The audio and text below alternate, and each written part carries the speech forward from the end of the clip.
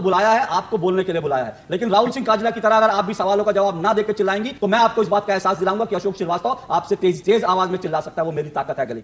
पिछले 10 मिनट से नहीं, मैं आपको 12 मिनट से बर्दाश्त कर रही हूँ, आप मुझे बर्दाश्त 1.5 मिनट बर्दाश्त नहीं करते हैं। आप बर्दाश्त कर रही हैं तो मैं हाथ जोड़ रहा हूं, बर्दाश्त मत कीजिए, कोई जबरदस्ती बर्दाश्त नहीं करना आपने। मैं इधर उधर कर रही हैं, एक सवाल का जवाब अभी आपकी भूमिका चल रही है। मैं आपको समझाने की कोशिश कर रही हूं। मुझे समझाइए, मुझे बड़े बड़े लोग समझा के थक गए, मुझे बड़े बड़े लोग समझा के थक गए, शायद पढ़कर नहीं है, रिसर्च करके इसीलिए सवाल दोहरा देता हूं। बड़ा अच्छा भविष्य है, हो गया आपका भविष्य बना है, आप बीजेपी के प्रवक्ता बनिए, आप दिल्ली अंकल से अच्छे प्रवक्ता। नमस्कार दोस्तों, स्वागत है आपका मिस्टर प्रदीप शो और अशोक श्रीवास्तव जी की बहुत ही जबरदस्त और बहुत ही इंटरेस्टिंग डिबेट वीडियो में। दोस्तों डिबेट का टॉपिक तो SIR पर है, लेकिन दोस्तों इस डिबेट में देखोगे शिवसेना UBT की प्रवक्ता आई है, उनको इस टॉपिक से कोई लेना देना नहीं है। जब एंकर अशोक श्रीवास्तव जी इनसे SIR के मुद्दे पर जो सवाल पूछते हैं वो सवाल का जवाब नहीं देती है, वो सीधा लपेटना शुरू करती है अशोक श्रीवास्तव जी को। और दोस्तों आप अशोक श्रीवास्तव जी की डिबेट देखे हो और जानते हो अशोक श्रीवास्तव जी को, तो दोस्तों आपको पता होगा जो इनको लपेटने की कोशिश करता है तो दोस्तों अशोक श्रीवास्तव जी उनको लपेट कर और बहुत दूर छोड़कर आ जाते हैं। तो दोस्तों इस डिबेट में भी कुछ ऐसा ही होता है, ये इनको अशोक श्रीवास्तव जी को लपेटने की कोशिश करती है, बल्कि उसके बाद अशोक श्रीवास्तव जी मौका देते हैं लपेटने के बाद में। जब अशोक श्रीवास्तव जी का मौका आता है तो बड़े अच्छे से लपेट कर पार्सल करके फेंक देते हैं इनको। तो दोस्तों बहुत इंटरेस्टिंग डिबेट वीडियो है, आपको आनंद भरपूर आएगा। चलिए शुरू करते हैं डिबेट वीडियो, लेट्स स्टार्ट। ये टीवी वाले भाई कैमरा ईश्वर कर दो तुम। बताइए सुषमा जी, बताइए सुषमा जी, कोर्ट में तो हर बार मुंह की खानी पड़ रही है, उसके बाद भी एजेंडा, मतलब कितना एजेंडा आप, पब्लिक भी तो समझती है ना, पब्लिक तो मानती है सुप्रीम कोर्ट सर्वोच्च संस्था है, सुप्रीम कोर्ट जो कहती है उसको मानना चाहिए। आप लोग मानते हैं नहीं मानते मालूम नहीं। अशोक जी अपेक्षा करती हूँ कि जब मैं बोलूंगी तो आप बीच में बिल्कुल चिल्लाएंगे नहीं।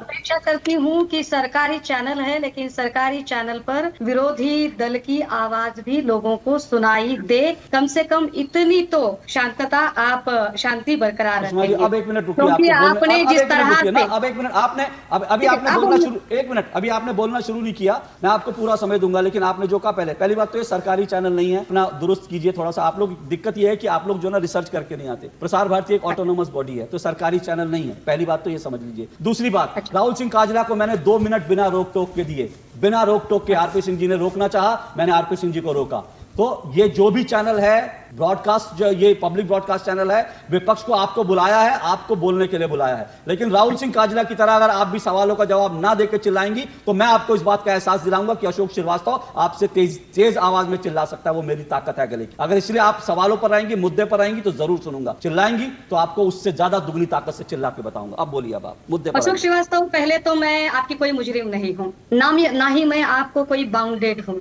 या मैं आपको जरा बड़ी शांति से बता दूं, आपने डिबेट में बड़े सम्मान से मुझे बुलाया है। अगर सम्मान से बुलाया है और अगर सम्मान से बोलने देंगे तो बोलूंगी। अगर इस तरह से आप डिक्टेटरशिप दिखाएंगे और आपको अगर लगेगा कि मैं एंकर हूं तो मैं कुछ भी कर सकता हूं, तो आप और आपका चैनल आपके लिए और ज्यादा आगे तरक्की करता जाए। लेकिन अगर आप बुलाते हैं तो आप सम्मान से बोलने दीजिए और सुनने की ताकत रखिए। पहली बात, विपक्ष के साथ दिक्कत पता है क्या है? सुप्रीम कोर्ट का फैसला आएगा तो कोर्ट को अंगूठा दिखा देंगे, चुनाव आयोग कुछ कहेगा उसको अंगूठा दिखा देंगे, एंकर सवाल पूछेगा तो शुरुआत में एंकर को आईना दिखाने की कोशिश करेंगे। मैडम ये सब चीजें ना मैं बहुत देख चुका हूं, मैं बहुत पुराने समय से डिबेट कर रहा हूं, ये सब चीजें बहुत देखिए कि पहले एंकर पे हमला कर दो ताकि एंकर डर सहन करके बैठ जाए और एंकर आप लोगों से सवाल ना पूछे, डर कर बैठ जाए कि नहीं जी सुषमा जी ने तो मुझे डरा दिया, अब मैं सुषमा जी से कैसे सवाल पूछूंगा। तो मैं आपसे सवाल पूछूंगा, आप कटघरे में नहीं है ना आप मुजरिम हैं, लेकिन आप पॉलिटिकल पार्टी को रिप्रेजेंट कर रही हैं और एज एन एंकर मुझे इस बात का अधिकार है कि मैं आप लोगों से सवाल पूछूं।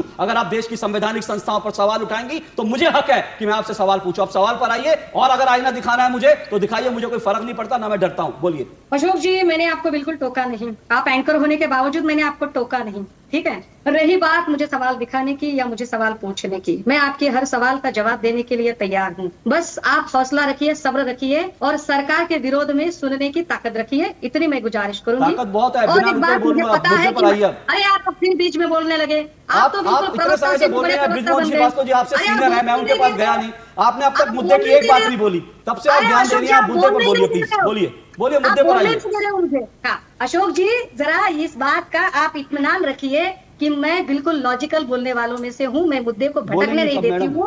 और इस बात का इत्मीनान रहे आपको कि जो सवाल आपने राहुल जी से, एक मिनट आप मुझे बोलने दीजिए, आप मुझे बोलने दीजिए। आपने जितना कुछ, मैडम बोल नहीं रही हैं आप भूमिका बांध रही हैं।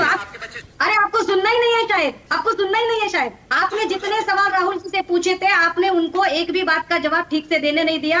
आपने जानबूझकर इतनी चिल्लम चाट की कि ताकि उनकी आवाज ना पहुंचे। लेकिन मैं आपको जरा बता दूं कि वोटों की चोरी के बारे में मैं जरा मुद्दे पर आती हूँ। ये मुद्दे पर आइए, उसी का मैं इंतजार कर रहा हूँ पिछले 10 मिनट से। पिछले 10 मिनट से नहीं, मैं आपको 12 मिनट से बर्दाश्त कर रही हूँ। आप मैडम, मुझे बर्दाश्त 1.5 मत मिनट करिए, बर्दाश्त प्लीज। नहीं करते हैं। आप बर्दाश्त कर रही हैं तो मैं हाथ जोड़ रहा हूँ, बर्दाश्त मत कीजिए। कोई जबरदस्ती बर्दाश्त नहीं करना है आपने। मैं आपसे ठीक है, सवाल कोई पूछा, बात 10 मिनट नहीं। से आप जो इधर उधर कर रही हैं, एक सवाल का जवाब नहीं, अभी आपकी भूमिका ही चल रही है। मैं आपको समझाने की कोशिश कर रही हूँ। मुझे मत समझाइए, मुझे बड़े बड़े लोग समझा समझा के थक गए। मुझे बड़े बड़े लोग समझा समझा के थक गए। जो समझा रहे थे उसके बाद उन्होंने धमकियां दी, उसके बाद उन्होंने पुलिस भेजी, फिर भी मैं नहीं समझा। तो मैं वो आइटम नहीं जिनको आप समझा देंगे। बोलने नहीं देना है तो आप बुलाते क्यों हो हमें? मैंने आपको बुलाया सवालों के आपकी भूमिका बांधने के लिए नहीं, और आपको एंकर के ऊपर, चैनल के ऊपर सवाल उठाने के लिए नहीं बुलाया। अगर आपको मैं आखिरी मौका दे रहा हूं, विषय पे जवाब दीजिए, नहीं तो मैं ब्रिजमोहन जी के पास जाऊंगा। बोलिए, मैं फिर चुप हूं। मैं 5वीं बार चुप हूं और आपको बोलने का मौका दे रहा हूं, लेकिन विषय पर अगर आपको मेरे ऊपर बोलना है, चैनल पे बोलना है, इधर उधर बोलना है, तो मैं ब्रिजमोहन जी के पास जाऊंगा। बोलिए। अशोक जी, मुझे पता था कि आप इसी तरह से झल्ला के बात करेंगे, और इसीलिए मैं फिर एक बार आपको बोलती हूँ कि वोट चोरी की जब बात होती है तो वोट चोरी की बात पर शायद आपको पता नहीं कि बीजेपी के सबसे वरिष्ठ नेता, जो शायद प्रधानमंत्री भी बन जाते, लेकिन हालांकि मोदी जी की कूटनीति की वजह से वह नहीं बन पाए, ऐसे हमारे महाराष्ट्र के बीजेपी के वरिष्ठ नेता नितिन गडकरी जी, इन्होंने आज ही अपने एक इंटरव्यू में कहा कि हाँ, मेरे चुनाव क्षेत्र से भी 1.5 लाख की वोट चोरी हुई है। उनको उसके आगे ठीक है, सवाल करिए। उनको उसके आगे एक सवाल पूछा था, उनके आगे एक सवाल पूछा था कि लोग कहते हैं कि आपके चुनाव क्षेत्र से 1.5 लाख की वोट चोरी हुई क्योंकि बीजेपी के ही कुछ लोग आपको हराना चाहते थे। इस पर वह मौन धारण करके बैठ गए। और यहाँ महाराष्ट्र में जो रहता है, जो महाराष्ट्र का है, वो चाहे किसी भी पार्टी का हो, वो गडकरी साहब की स्पष्ट वक्ता रूप को जानता है, और वो किस तरह से बात अपनी बेबाक तरीके से रखते हैं वो भी जानता है। अब जरा आगे आती हूँ कि आपने एफिडेविट की बात पूछी थी कि अरे आप लोग एफिडेविट क्यों नहीं देते हैं। एफिडेविट किस बात का हमको देना है? मेरे घर में अगर चोरी हुई है। मैडम, मैंने एफिडेविट का कोई सवाल नहीं उठाया। मैंने कोई सवाल नहीं उठाया एफिडेविट का। मैंने आपसे एफिडेविट नहीं पूछा। कहाँ पूछा मैंने आपसे? अच्छा ठीक है, आपने क्या पूछा? आप स्क्रिप्ट लिख कर लाई थी, आप वही पढ़ रही हैं शायद। मैंने आपसे सवाल कुछ पूछा था। चलिए आप पूछिए, चलिए पूछिए, आप पूछिए, चलिए क्या पूछ रहे हैं? पहले मैं ब्रिजमोहन जी के पास जाऊंगा, मैं आऊंगा आपके पास। आपकी थैंक यू अशोक जी, आप सच नहीं सुन सकते हो। आप बीजेपी के प्रवक्ता हो, आप एंकर नहीं हो, आप बीजेपी के प्रवक्ता हो, और आप बीजेपी के प्रवक्ता बनने में आपको बड़ी खुशी है। जब लोग रिसर्च करके नहीं आते, पढ़ कर नहीं आते, तो यही कहते हैं। मैंने आपसे सवाल दोहरा दूं आपके लिए? सवाल सुनिए, वैसे आपका कसूर नहीं है। सुनिए सुषमा जी, सुनिए, अब सुनिए सुषमा जी, सुनिए, अब सुनिए, अब मैं सुनिए एक बात, मैं सवाल आपके लिए, आपकी सुविधा के लिए सवाल दोहरा देता हूँ।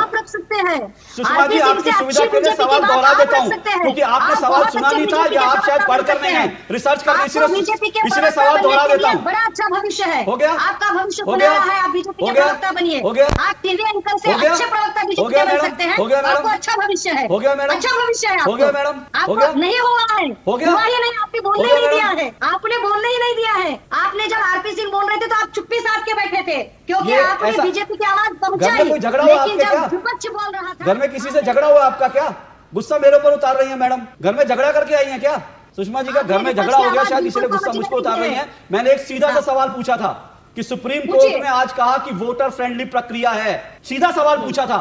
10 मिनट से मैडम ज्ञान दे रही हैं, भूमिका बांध रही हैं, कभी चैनल को, कभी अशोक श्रीवास्तव को, कभी बीजेपी, कभी इसको उसको, लेकिन 10 मिनट से सवाल का जवाब नहीं दिया गया। क्यों? क्योंकि पढ़ लिख कर आते नहीं है, तैयारी करके आते नहीं है। तैयारी करके नहीं आते तो लगता है कि अपनी बाहें चढ़ाएंगे और कहेंगे एंकर को भी देख लेंगे तुझे, तेरे हमारी सरकार आए, तेरे घर पुलिस भेज देंगे। अरे बड़े ऐसे देखे हैं मैंने।